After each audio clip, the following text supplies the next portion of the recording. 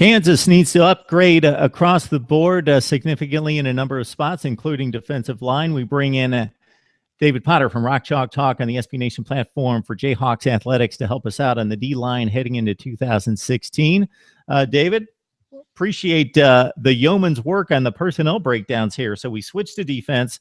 We talk about the line. You got a number of guys coming back at tackle that may not have outstanding statistics, but they started to make some plays as the season wore on.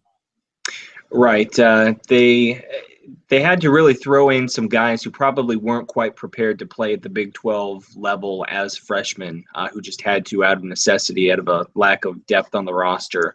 But at defensive tackle, you had guys like Daniel Wise, who started as the season went on at defensive tackle. DJ Williams was getting playing time.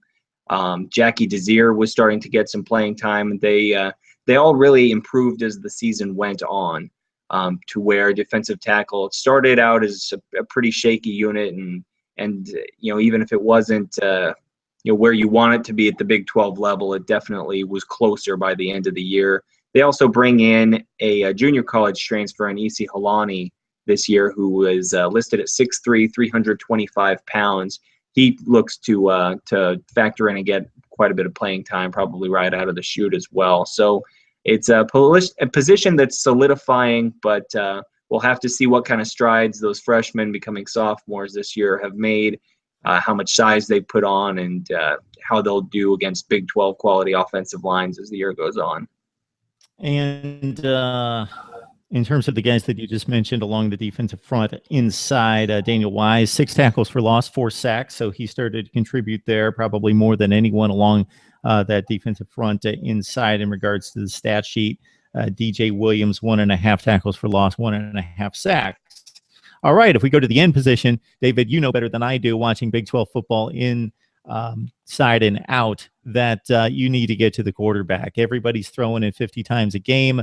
The passing game is exceptional in this conference, and you need the ends to get to the quarterback. So what do we have there coming up in 2016?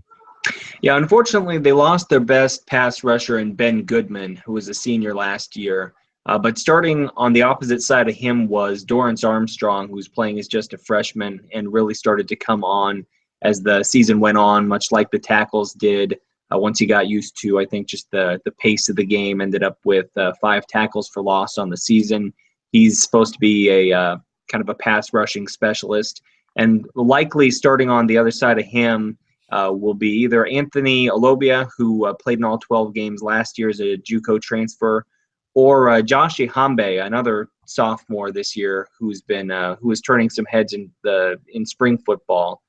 He looks to factor in and maybe compete for the defensive end spot on the opposite side of Armstrong. He's known for having a really good first step, and that's pretty important in getting to the quarterback. Like you said, there are a lot of teams that want to throw the ball, and being able to get to those quarterbacks quickly in these rapid fire spread offenses is going to be important. You mentioned the 5 tackles for loss for Armstrong, also contributed 3.5 sacks. Alabia with 1.5, Mosby with a sack and a half as well.